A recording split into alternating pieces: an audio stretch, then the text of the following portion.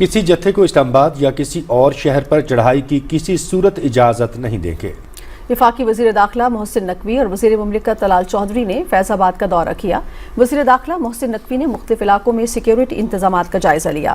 وزیر داخلہ محسن نقوی نے رات گئے تک عوام کی جان و مال کے تحفظ کے لیے فرائض سر انجام دینے والے اسلام آباد پولیس اور فیڈرل کانسٹیبلری کے جوانوں سے ملاقات کی۔ وزیر داخلہ محسن نقوی نے ڈیوٹی پر موجود جوانوں کا حوصلہ بڑھایا۔ انہوں نے فیڈرل کانسٹیبلری اور اسلام آباد پولیس کے جوانوں سے فرداً مصافحہ کیا اور ان کے جذبے کو سراہا۔ وزیر داخلہ محسن نقوی نے جوانوں سے کھانے پینے کی فراہمی کے بارے میں پوچھا۔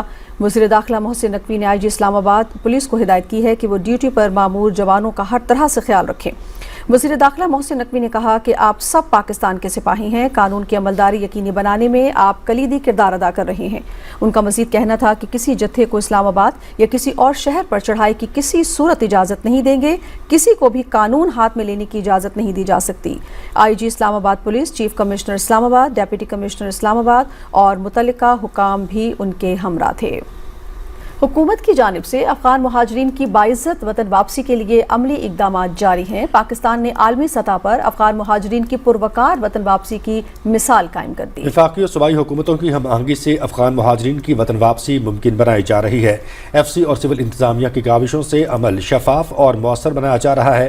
45 سال گزارنے والے افغان مہاجرین نے واپسی پر جذبات کا خوبصورتی سے اظہار کرتے ہوئے کہا کہ باوقار وطن واپسی پر حکومت پاکستان اور FC کے کردار پر انتہائی مشکور ہیں۔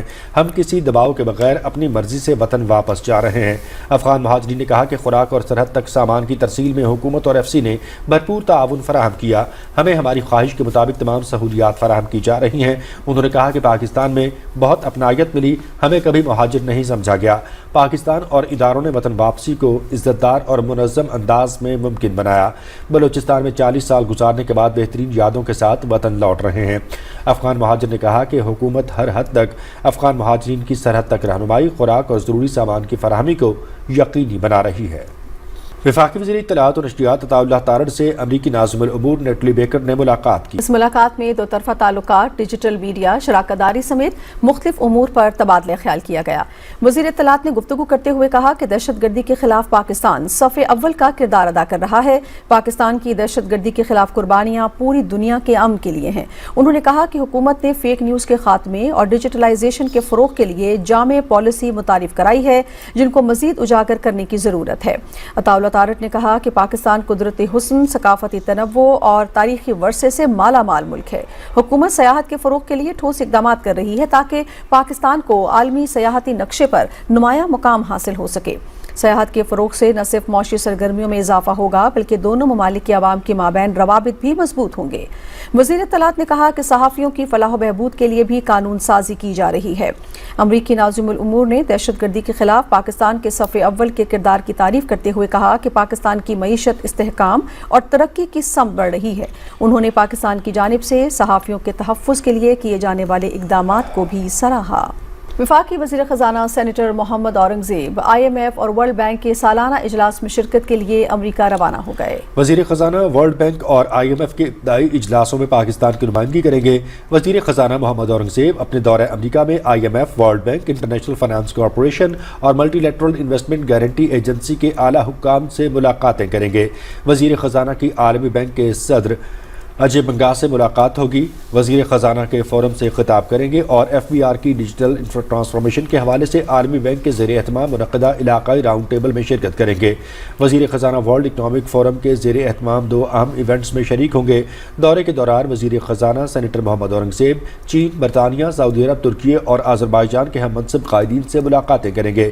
وزیر خزانہ کی کانگریس کی فائنینشیل سروسز کمیٹی کے چیئرمین سے بھی ملاقات ہوگی۔ دورے کے دوران وزیر خزانہ محمد اورنگزیب کی وائٹ ہاؤس کے اعلیٰ حکام سے ملاقاتیں بھی شیڈیول کا حصہ ہیں۔ اپنے 6 روزہ دورے کے دوران وزیر خارجہ 65 سے زائد ایونٹس، فورمز، تقریبات، نشستوں اور ملاقاتوں میں شریک ہوں گے، جہاں مختلف سرمایہ کاری فورمز اور سیمینار سے خطاب کے دوران ملک کے معاشی منظرنامے کو واضح کریں گے۔ وفاقی وزیر داخلہ محسن نقوی سے تبلیغی جماعت کے وفد نے ملاقات کی۔ وفد نے نومبر میں ہونے والے سالانہ تبلیغی اجتماع کی تیاریوں کے متعلق وزیر داخلہ کو آگاہ کیا۔ محسن نقوی نے یقین دہانی کرائی کہ اجتماع کے انعقاد میں وزارت داخلہ کی جانب سے سے ہر ممکن تعاون فراہم کیا جائے گا۔ انہوں نے کہا کہ غیر ملکی شرکاء کے لیے ویزا کی فراہمی میں مکمل سہولت دی جائے گی اور گزشتہ سال کی طرح ایئرپورٹس پر اسپیشل کاؤنٹرز بھی قائم کیے جائیں گے۔ محسن نقوی نے کہا کہ اسلام کی تبلیغ کے لیے آسانیاں فراہم کرنا ہمارا فرض اور باعث ثواب عمل ہے۔ ملاقات کے اختتام پر سیلاب زدگان ملکی سلامتی اور ترقی کے لیے خصوصی دعا کی گئی۔